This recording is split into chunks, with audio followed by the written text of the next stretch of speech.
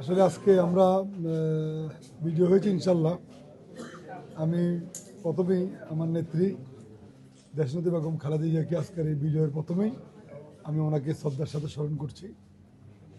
পাশাপাশি বলতে চাই যে আমরা বিজয় হয়েছি, কিন্তু অনেক সূক্ষ্ম কারচুপি হয়েছিল। আমাদেরকে সেখানে হারিয়ে দেওয়ার জন্য অনেক চেষ্টা করা হয়েছে। 5,000-এর উপরে ভোট খালি বাতিল করা হয়েছে যতটুকু দেখলাম আমি। এছাড়া তারা বিভিন্ন প্রিজাইডিং দিয়া অনেক জায়গায় তারা জাল ভোট দিয়েছে।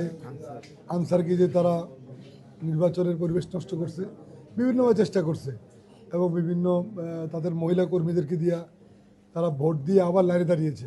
সেই লাইনে তারা টাকা দিয়েছে, আমরা তার হাতের পর ধরতে পারছি। বিভিন্নভাবে তারা চেষ্টা করে। যাক, আল্লাহর ইচ্ছা, সবার জনগণের ভালোবাসা, ইনশাল্লাহ আমরা বিজয়ী হয়েছি। আমি জনগণের প্রতি, এলাকার মানুষের প্রতি কৃতজ্ঞতা প্রকাশ করছি। আমার দলীয় নেতাকর্মীরা যারা অনেক কষ্ট করেছেন কালকেই কিন্তু ওরা বিভিন্ন কেন্দ্রে রাত্রে কেন্দ্রে ঢুকার অনেক চেষ্টা করেছে।